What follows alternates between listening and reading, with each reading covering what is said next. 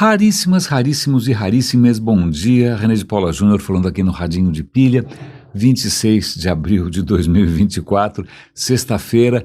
Eu confesso que eu estava esperando aqui uma brecha, que é no ruído dessa construção aqui ao lado, para poder começar o radinho. Eu sei que ontem o Audition, que é o software que às vezes eu uso para tirar ruído de gravação, ele fez milagre, ele conseguiu praticamente deletar as aventuras da betoneira aqui vizinha.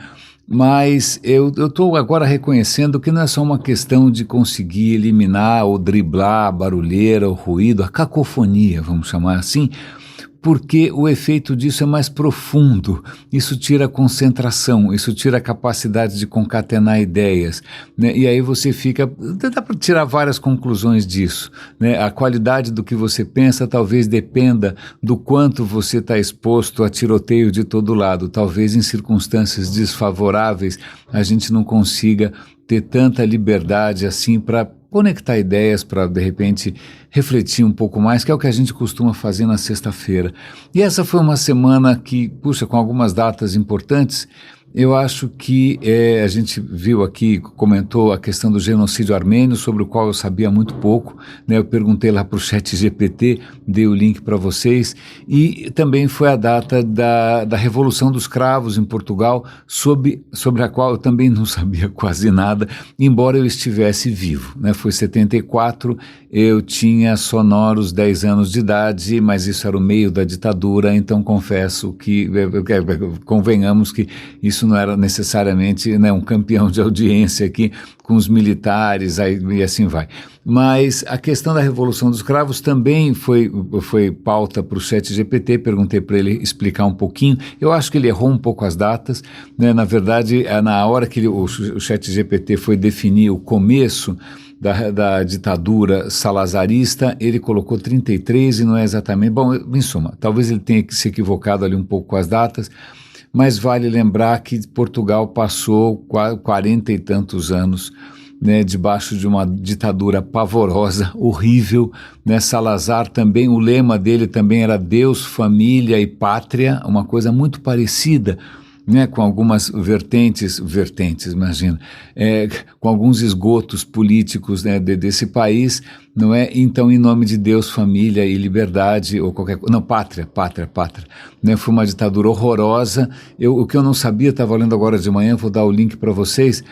Durante Portugal manteve colônias, eu não sabia disso, manteve colônias muito além da Primeira e da Segunda Guerra, né? Eu já convivi bastante com portugueses mesmo, e me contaram, não, porque o meu tio foi para a Guerra de Angola. Eu falei, que Guerra de Angola? Não tenho a menor ideia. Bom, em suma, Portugal tinha colônias na África, Angola, Moçambique, nem sei mais.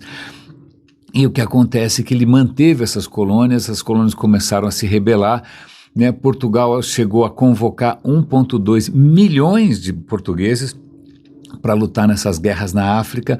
Vale lembrar que Portugal tem 10 milhões de pessoas, então é alguma coisa como 12%, né, como se fosse um dízimo da população. Você manda aí 10% da população para lutar numa guerra inglória. Então veja, a gente esquece, a gente fica romantizando, que Portugal, vamos mudar para lá, que coisa linda. Veja bem, os caras tiveram uma ditadura pavorosa e que terminou de um jeito bastante inspirador, não só, sei lá, para países vizinhos, né? Acho que a maneira como os portugueses conseguiram se livrar da ditadura foi bastante, inusitada, foi pacífica, não teve praticamente derramamento de sangue, a população foi em massa para as ruas. Um grande símbolo disso foi colocar um cravo, que é uma flor especial para os portugueses, na ponta do fuzil. Por que fuzil? Porque eles tinham ido para a guerra de Angola e para a guerra nas colônias, certo? Então chega dessa história de fuzil, vamos colocar um cravo aqui. E aí caiu o regime e Portugal vive em democracia desde então, né? Vale lembrar que Portugal, que naquele tempo era um país bastante provinciano, né, com um cenário econômico e cultural bastante limitado, acabou se tornando um país da comunidade europeia, com, né, imagina, a qualidade de vida, o horizonte, a liberdade de todo mundo floresceu imensamente depois deles ficarem livres desses absolutos monstros. Eu acho que o primeiro contato que eu tive, a primeira pista que eu tive dessa história da Revolução dos Cravos foi aquela música do Chico Buarque, que é uma música linda, né? Bom, então vou dar o link aqui para algumas dessas referências que eu mencionei.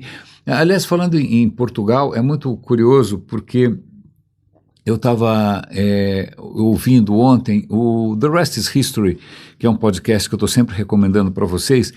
Eles, ao contrário do Radinho, o Radinho eu já abri espaço para quem quiser contribuir financeiramente, para contribuir com o que bem entender, com o que quiser. Não, são super raríssimos que contribuem regularmente, atualmente 14, o número caiu, né? Mas o The Rest is History fez uma coisa que eu não costumo, eu jamais adotaria.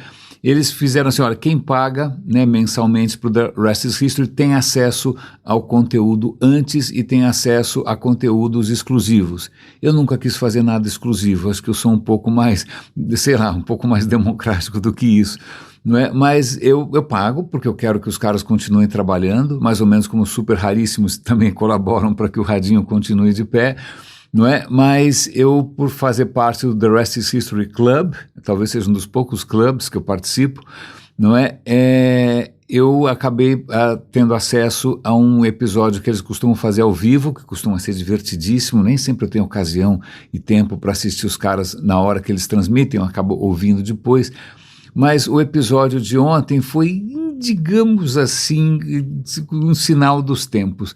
O episódio de ontem dessa live, o tema foi Terceira Guerra Mundial. Terceira Guerra Mundial. Eu comentei com vocês ao longo da semana que eu tinha assistido a uma live, que na verdade de uma plataforma que eu super recomendo, que chama Intelligence Squared, que é uma plataforma de debates ótima, eu pago para os caras também, para ter acesso ao conteúdo deles, não é? E eles fizeram uma entrevista com um historiador que é um pouquinho mais à direita do que eu gostaria, né, que é o Neil Ferguson, um pouquinho mais simpatizante de algumas coisas estranhas, mas o cara é muito inteligente, brilhante, e um dos grandes temas foi até que ponto a gente está perto de uma terceira guerra mundial. Basta olhar para o que está acontecendo na Rússia e Ucrânia, basta olhar para o que está acontecendo com a China e Taiwan, basta olhar para o que está acontecendo com Israel, não é? E a questão, ele diz que não, a tese dele é que não, que na verdade a gente está numa nova Guerra Fria, né, uma nova Guerra Fria, lembrando aqui da Guerra Fria do pós-guerra, depois da Segunda Guerra Mundial, você tinha duas hiperpotências, as duas com armas nucleares, então você tinha aí uma disputa para quem aumentava a sua zona de influência, os dois jogaram sujo, tanto o lado ocidental quanto o lado soviético jogaram pesado, né, para manter sua hegemonia, e a União Soviética acabou desmoronando, que aliás é um tema que a gente vai falar daqui a pouquinho, né, mas aí essa conversa do Neil Ferguson acabou sendo mencionada nesse episódio ao vivo do The Rest is History, porque eles também começam a se debruçar nessa questão. Qual é a possibilidade de uma terceira guerra mundial, como ela seria. Curiosamente, um dos historiadores ali estava assistindo uma série que eu também comecei a assistir sem muito entusiasmo, mas eu acabei assistindo até o final, que é aquela Fallout. Fallout é em cima de um game, eu lembro de ter testado esse game, eu não sou muito de game, eu desisti do game, era muito bem feitinho, mas eu desencanei. Mas a série, se você não assistiu, é estupidamente bem feito, o roteiro é ótimo, né, um pouquinho, sei lá, muita sangue para tudo quanto é lado, vísceras, isso não sei se é tão necessário assim, não é? Mas eles acabam mencionando porque o Fallout é em cima de uma que é chamada, se eu não me engano, de ucronia. Ucronia é quando você faz uma história, história alternativa de como o futuro poderia ter sido, como o passado poderia, né, como a história poderia ter transcorrido.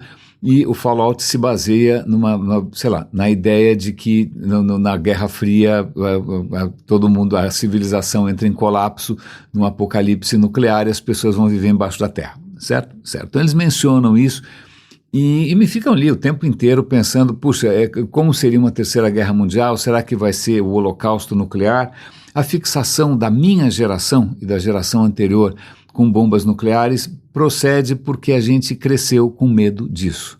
a gente cresceu, imagina, o episódio da Baía dos Porcos, veja bem, né, foi na década de 60, né, a gente sempre teve esse receio de que alguém ia fazer alguma besteira, né, os presidentes tinham aquela malinha com botão ali para apertar, que é uma coisa bastante questionável, né, por que um indivíduo sozinho pode deter um poder desse tamanho, né, o poder de repente aniquilar praticamente a civilização, não é? Mas isso talvez seja um vício de pensamento nosso, né? Ficar pensando se o Putin vai usar uma arma nuclear, se de repente vai acabar o mundo, quando as alternativas hoje são um pouquinho diferentes, né? O Putin pode usar armas nucleares táticas quer dizer que elas não tem megatons de potência, mas elas conseguem, sei lá, tem o equivalente a um pouco menos que Hiroshima, né, sei lá, uns 10 quilotons, 5 quilotons, né, o suficiente para você desmobilizar completamente um exército, para você simplesmente esterilizar e matar uma região de um país, mas sem comprometer muita coisa em volta. Isso é perfeitamente possível, né? Você tem também uma coisa que acho que por uma questão geracional, é porque eles são de humanas humanas com ascendente humanas, eles não consideraram, são outras possibilidades de ataque. Né, quando você tem hoje a China infiltrada na infraestrutura americana, uma infraestrutura que já está meio capenga, né, mas quando hackers conseguem, sei lá, apagar uma cidade, quando hackers conseguem desligar, sei lá, o sistema de transporte, quando hackers conseguem atacar o sistema de abastecimento de água, né, isso não é necessariamente uma bomba nuclear, é um outro tipo de ataque, né, que pode deixar sim um país de joelhos. Então isso eles não consideraram, mas é uma possibilidade. O que eles consideraram, aí sim, são armas biológicas, que eu já comentei com vocês, né? Comentei que era um artigo que me deixou tão desesperado que eu larguei no meio, que era sobre a facilidade com que você pode usar qualquer inteligência artificial dessas disponíveis por aí para criar algum tipo de ameaça biológica assustadora, um pesadelo, né, na garagem, né, muito simples, você pode encomendar, né, pedaços de DNA daqui e dali, você pode fazer um supervírus, você pode, né, fazer por engenharia genética uma superbactéria, sei lá o que você pode fazer. Então veja, não é mais só um monopólio de ogivas e mísseis intercontinentais ou hipersônicos, não, você tem outras maneiras de fazer as coisas irem para o saco. Não é? E é lógico, de novo eles ontem mencionaram a questão do eixo do mal. Eixo do mal era como o Ocidente se referia, né, às potências na Segunda Guerra que se aliaram a Hitler. Né? Você tem o Japão, você tinha a Itália, né? Então essas faziam o eixo do mal. Né? Tudo bem, o Japão não era necessariamente nazista, se bem que o Hitler adorava os japoneses porque ele achava que eles eram os arianos da Ásia, por causa da sua pureza étnica, né, por partilhar muitas das teorias completamente estapafúrdias. Lógico, os japoneses não eram necessariamente antissemitas, mas fizeram um estrago violento na China e na Coreia, não é? Mas aí hoje temos aí um eixo do mal de novo, né, com o Irã, né, apoiando a Rússia, que é apoiados pela China, e todos eles torcendo para que o modelo ocidental de democracia liberal simplesmente vire frangalhos. Né? Eles estão torcendo porque os caras não topam essa história de liberdade, não topam. Bom, se bem que falar liberdade hoje em dia parece que você é um bolsonarista, né? Parece que você é um fã do Elon Musk, né? Que na verdade eles não querem liberdade, o que eles querem só é carta branca para continuarem sendo grandíssimos filhos da puta. É isso que liberdade para um bolsonarista é isso. Eu quero ser um filho da puta sem represálias, né? Eu quero rasgar o Código Civil, o Código Penal, né? Eu quero soltar a franga aqui e fazer o que eu bem entender. Pois bem, mas voltemos a essa questão eu sei que não é um tema dos mais animadores, né, mas acho que vale a pena a gente sair um pouco da bolha, né? Eu sei que todo mundo conseguiu criar mais ou menos aí um fosso, né, uma fortificação, né, conseguiu construir uma redoma de vidro para impedir que a negatividade contamine o seu dia a dia, não é? Mas eu acho que vale a pena a gente pensar, é um artigo muito interessante da BBC, vou compartilhar com vocês, um estudo multidisciplinar com profissionais de história, complexidade, arqueologia, sociologia. Os caras resolveram fazer um estudo sobre como civilizações morrem. ok, defina a civilização, ok, defina morrem, né? Porque, sei lá, os maias se entraram em colapso, mas você ainda tem os descendentes dele por aí, um monte, eles ainda falam maia. Eles não fazem mais aquelas pirâmides, não fazem mais, sei lá, o que mais que eles faziam, né? Mas não é que, sei lá, o Roma caiu, ok, Roma caiu, mas ok, mas ainda tinha gente lá, tinha Roma em Constantinopla. Defina colapso de uma civilização, também defina a civilização, né? Onde começa e onde termina, o que merece então tá bom, então abstraindo as dificuldades de você definir isso com precisão, você consegue ter umas definições mais ou menos flexíveis ali para dizer, olha, vamos chamar de civilização um período durante o qual uma ordem, pode até ser uma ordem injusta, né? Pode ser, sei lá, os assírios, super guerreiros, tanto faz, né? Os astecas também super guerreiros, conquistando todo mundo, bando de sacana, mas pois bem, mas uma ordem que se perpetua durante o tempo, com uma estrutura de poder, com leis, etc e tal, com regras, e que em algum momento se desfaz. A questão é em que momento. Então, esses pesquisadores, eles investigaram um conjunto de informações sobre centenas e centenas de civilizações do passado. Eles se concentraram mais no passado, não é? Centenas, não só do Ocidente, da África, da Ásia, da Polinésia, para ver quanto tempo uma civilização dura, né? Se elas vão durar para sempre, se elas acabam se dissolvendo e o que faz com que elas se dissolvam. Né? É muito interessante porque parece haver um padrão. Parece que depois de 200 anos, alguma coisa começa, mais ou menos 200 anos, a coisa começa a esfarelar, a coisa começa a perder resiliência. E eles comparam isso, inclusive, a uma coisa que quem passou dos 50 e quem está chegando nos 60 começa a perceber, que o nosso corpo, durante um bom tempo, ele tem uma facilidade maravilhosa, saudosa e invejável de se recuperar de qualquer abalo. Né? Você é jovem, você, sei lá, machucou não sei o que lá, vai sarar. Você pegou uma gripe, vai sarar. Tudo sara rapidinho, uma semana, você tá bom de novo e tal. O que acontece é que depois que você passa dos 40, digamos que o tempo que você demora para se recuperar de qualquer coisa vai aumentando. A sua capacidade de restabelecer, né, a ordem, restabelecer a saúde diminui. Né? Isso você pode considerar como uma forma de resiliência. A sua resiliência diminui. Você passa a ser mais afetado por qualquer tipo de incidente e também a sua capacidade de voltar ao que seria o estado inicial começa a ficar bastante comprometida, né? Até que realmente a casa cai. Né? Então eles estavam fazendo uma analogia entre o que acontece com as sociedades, com aquilo que acontece com o seu corpo. Né? Você tem toda a sociedade, ela é exposta a uma série de imprevistos, positivos e negativos, né? Mas o que acontece é que visivelmente, a partir de um certo ponto, a capacidade dela se reerguer começa a ficar bastante reduzida. Né? Então, eles vão falar de vários impérios, várias civilizações, cada uma acabou desmoronando, mas tem um certo padrão aí em torno de 200 anos. O que acontece depois disso? O fim do mundo? Não.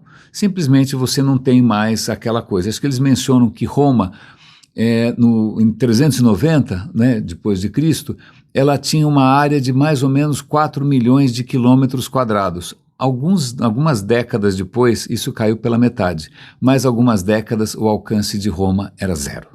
Né? Então, em 2, 3 gerações, né, de repente o império rapidamente encolhe, você nem consegue falar mais de Império Romano, não tem mais Império Romano. A cidade está lá, caindo aos pedaços, né, as pessoas vão começar a saquear, roubar o mármore, usar o mármore para fazer cal, né, usar as estátuas para fazer armas e canhões, mas 200 anos parece ser um ciclo bastante razoável. Né?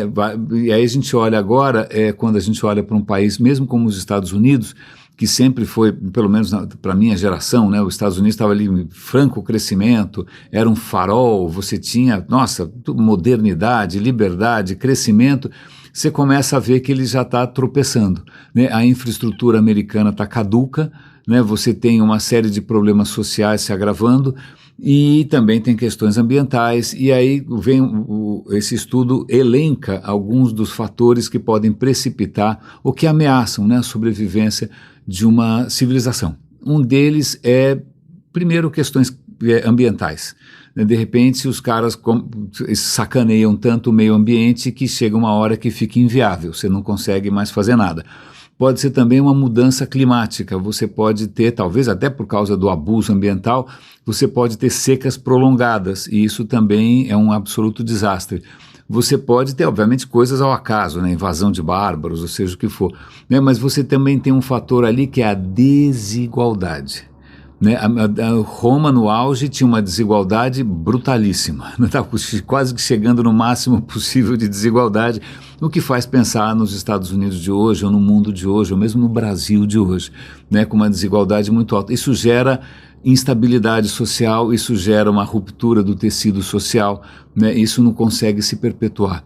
Uma outra ameaça possível é que, à medida que uma sociedade vai se crescendo, vai se tornando mais complexa, ela consegue se tornar mais complexa e mais eficiente, produzindo mais coisas com menos, né? Quando você tem, por exemplo, uma cidade bacana, uma cidade legal, ela tem muito mais oportunidades de realização pessoal, de crescimento, de inovação do que uma cidadezinha do interior, né? Porque você tem muitas coisas ali reunidas e está muito legal, mas acontece que a partir de um certo ponto, né, do aumento, a complexidade começa a virar um tiro no pé, porque para você gerenciar tudo isso, o custo começa a ficar cada vez maior, a burocracia começa a ficar cada vez maior, e você acaba perdendo aí a coesão, você acaba perdendo aí o que em biologia se chamaria de homeostase, né, que é a capacidade de você manter um estado de saúde.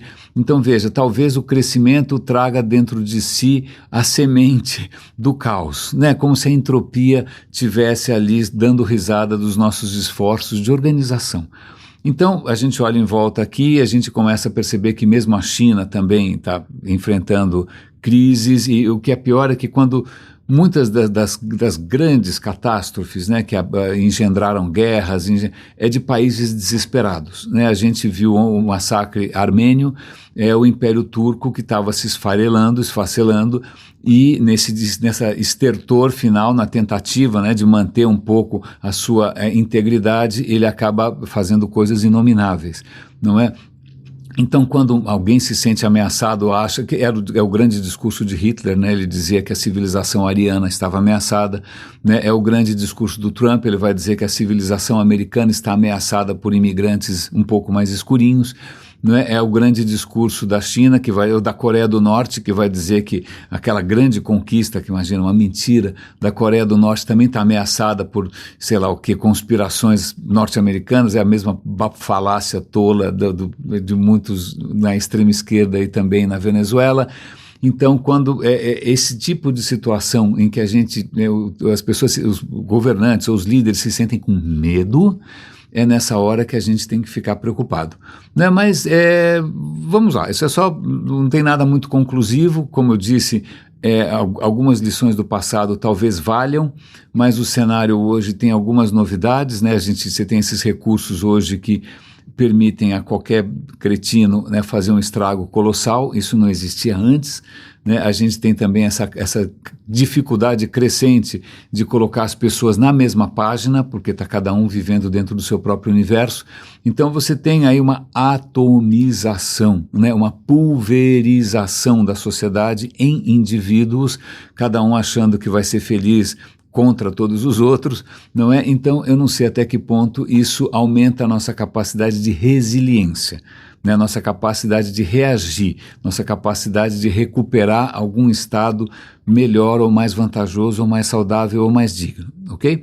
Então, ok, vou deixar essa questão em aberto, porque obviamente eu não tenho a resposta, são só sinais de fumaça, que obviamente a gente faz o possível para ignorar, né? Porque afinal para isso existe fone com cancelamento de ruído, para isso você bloqueia as pessoas, para isso você cancelou a assinatura do jornal, para isso que você só assiste videozinho no TikTok, não é mesmo? Para não se contaminar. Mas vamos falar de contaminação, que foi um grande tema dessa semana, né? A nossa busca pela pureza, por não nos deixarmos contaminar, seja por ideias, raças ou sangue ou doenças, não é? Pois bem, vamos falar de contaminação na Baía de Santos. O que acontece é uma coisa bastante desconcertante. Os técnicos começaram a perceber que a água da Baía de Santos, no oceano mesmo, no mar, estava contaminada por coisas um pouco diferentes, né? Tudo bem, muito do esgoto de Santos não é tratado, é jogado direto no mar, então você pode imaginar tudo que... Perdão, pequeno engasgo aqui. Tudo que não deveria, mas acaba parando, né, na água da Baía de Santos, mas tem uma novidade ali, e a novidade se chama cocaína. Hello. Aparentemente, sinais de cocaína aparecem ali nos esgotos e na água de Santos desde a década de 30. Não é? Acho que justamente quando cocaína começa a entrar, né, como uma droga recreativa, vamos chamar assim. Mas o que acontece é que agora a coisa está assustadora, né? Tudo bem que eles mediram isso no Carnaval de Santos, que atrai muitos turistas, né? E chegaram à conclusão de que tem tanta cocaína na água, tantos vestígios de cocaína na água da Baía de Santos, quanto de café. Agora pense quanto café é consumido no Brasil, né? Então, se você tem tanta cafeína quanto cocaína, alguma coisa não vai bem.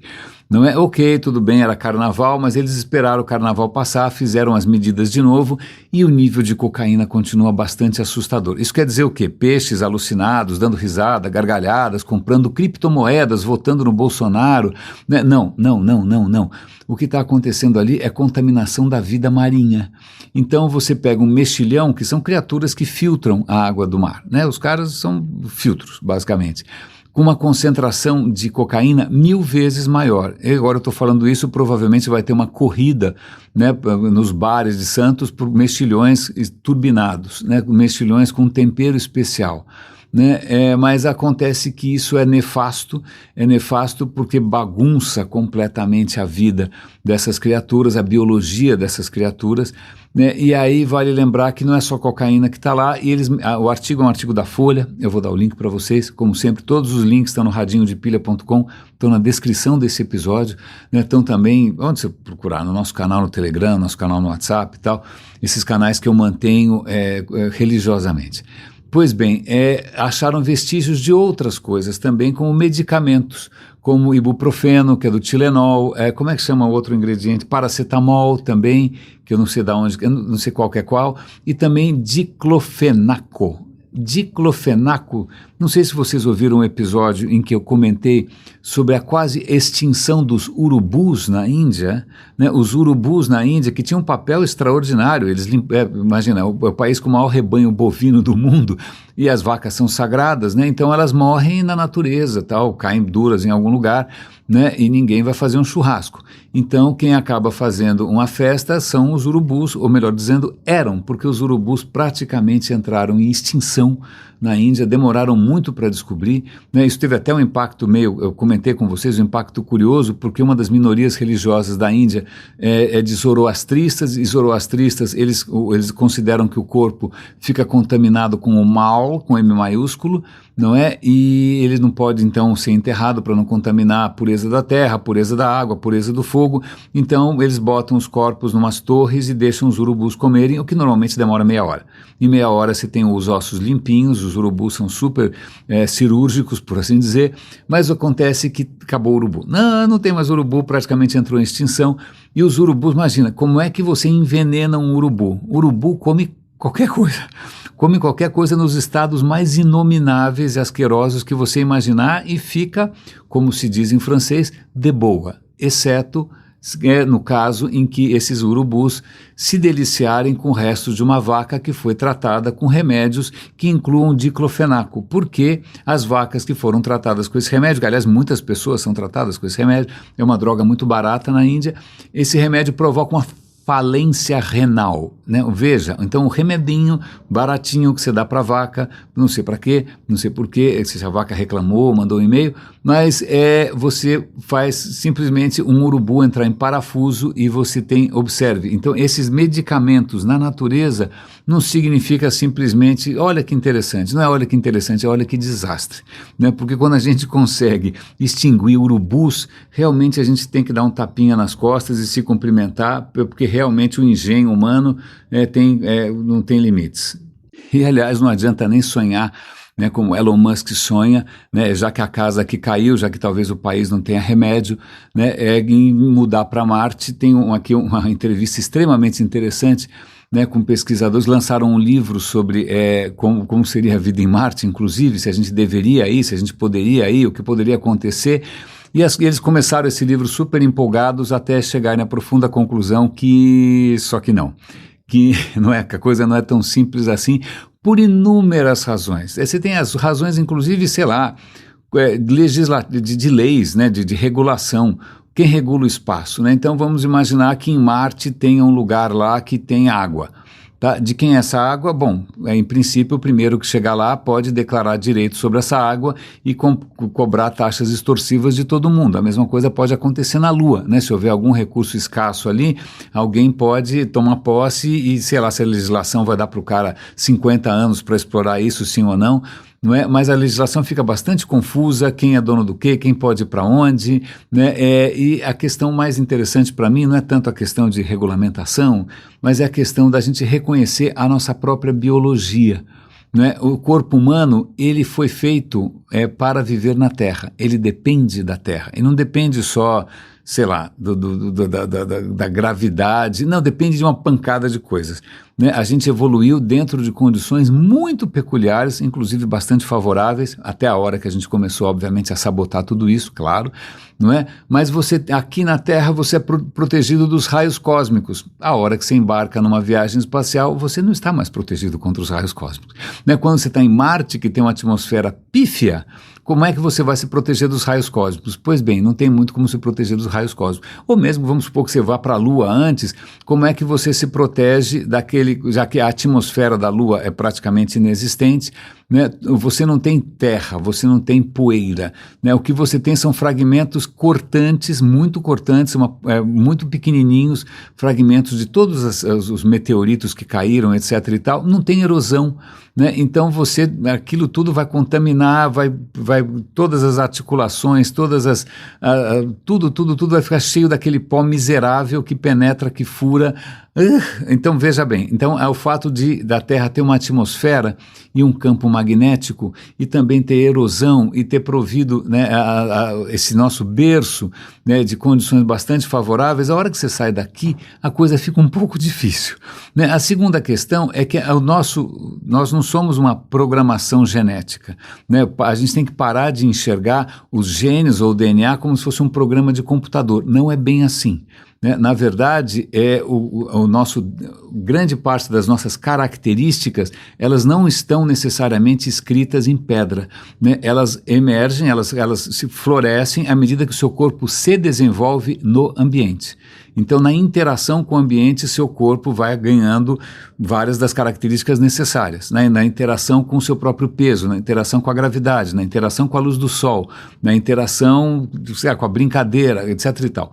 Então, nós não somos um programa de computador, né? Nós vamos nos desenvolvendo, as características vão amadurecendo, né? Vão se aprimorando à medida que a gente interage com esse mundo do qual a gente faz parte. Né? Outras civilizações reconheciam isso, mas infelizmente elas não sobreviveram, né, ao contágio de salmonela, sífilis e outras doenças, resfriado e gripe, né, que foram trazidos da civilização branca, tão superior assim, especialmente no quesito de assassinato em massa. Pois bem, foi uma pequena digressão. Mas vamos lá, Marte. Então, você vai sair daqui, você já vai ter que compensar de alguma maneira o fato de você não ter a proteção da atmosfera, você não tem a proteção do campo magnético da Terra. Mas tem outras questões, né? Puxa, se você vai colocar pessoas em isolamento, um grupo de quantas pessoas você precisa para colonizar Marte? Sei lá, chuta um número aí. Vamos imaginar que fossem 150. Né? 150 pessoas vivendo juntas durante um bom tempo e sem ter muita alternativa, sem ter muita escolha, em condições bastante difíceis, provavelmente vivendo no subterrâneo, mais ou menos como no Fallout, né? Qual é a chance de que isso desande, né? Que as pessoas enlouqueçam, que as pessoas fiquem completamente doidas? Altíssima. Né? Quem disse também que a hora que, vamos agora popular Marte, quem disse que a hora que as mulheres forem ficar grávidas, a gravidez vai ser saudável? A gente não sabe, a gente nunca engravidou no espaço, a gente não sabe que efeito tem a falta de gravidade, os raios cósmicos, sobre os bebês. Então imagina, você já vai estar numa comunidade com recursos reduzidos, de repente você vai ter gravidez de risco, de repente vão nascer crianças problemáticas, qual é a chance de que a criança nasça saudável? O cenário é simplesmente assustador. né? E o que você faz com uma criança que de repente nasceu abaixo do necessário? Você vai fazer como os nazistas e vai simplesmente matar todos os bebês que são deficientes? Né? São várias questões que surgem quando a gente pensa que Marte é uma saída rápida e uma saída honrosa. E falando em saídas honrosas, a gente aqui em casa recicla. Né? Desde que a gente está junto, faz 15 anos, a gente sistematicamente separa o lixo, né? Porque a gente fala, bom, a gente não quer ir para Marte, a gente quer salvar esse planeta aqui. Né? Se você quer salvar esse planeta, você provavelmente recicla, certo? Certo, mais ou menos. Por quê? E aí tem um vídeo extremamente interessante no YouTube da PBS, que é um canal público americano, mostrando como a ideia de reciclagem, sobretudo de plásticos, talvez tenha sido uma grande falácia. E uma falácia patrocinada pelas grandes empresas, pela Coca-Cola, pela Dow Chemicals, por todas essas empresas que fazem alimentos ultraprocessados, né, que fazem plásticos, que fazem embalagens. Qual é o lance? Bom, no pós-guerra, né, depois da Segunda Guerra Mundial, plástico realmente bombou, certo? Certo. Começa a era do descartável. Né? Até então, eu me lembro quando eu era criança, não é saudosismo isso, mas quando você queria refrigerante, você comprava uma garrafa de vidro de refrigerante, você consumia o refrigerante, mas você guardava o recipiente, o vasilhame, né? Por quê? Porque na hora de você comprar uma nova garrafa, você tinha que levar uma garrafa vazia. Então, a própria maneira com que o refrigerante e outras bebidas também eram distribuídas, ela já incentivava a reciclagem. Porque vidro, cara, vidro é legal. Vidro se recicla quantas vezes você quiser.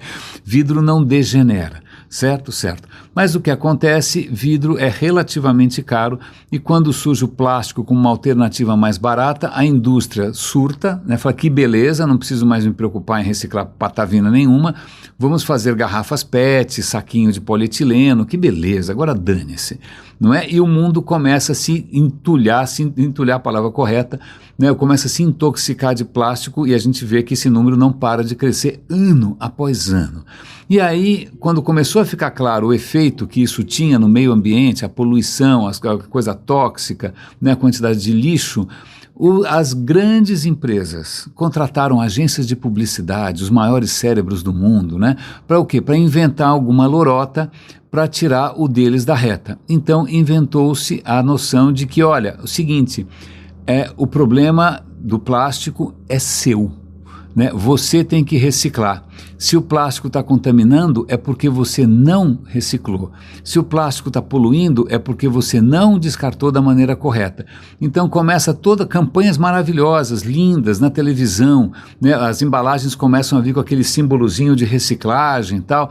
Por quê? Porque a história veja, se você não vai fazer a sua parte, lamento, né? A culpa é sua. Né? Parece mais ou menos algumas religiões que né, é muito difícil explicar porque o mundo é simplesmente cheio de injustiças inomináveis, né? Por que crianças morrem de leucemia, por que pessoas nascem com deformidades que vão comprometer a vida inteira, por que catástrofes naturais acabam com as civilizações inteiras, né? Já que é muito difícil explicar por que uma criatura superior e benigna, benevolente, né, onipotente, deixa o mundo ser essa confusão e essa matança toda, então é lógico, a gente vai criar um sistema de a culpa é sua, né? A culpa é sua, vocês são pecadores, ou então vocês pecaram em algum karma, sei lá o que, agora você está pagando, aqui se faz, aqui se paga, seja lá o que for, né? De novo essa estratégia de você tirar da reta, né? Ou uma divindade ou uma corporação e colocar a culpa no comportamento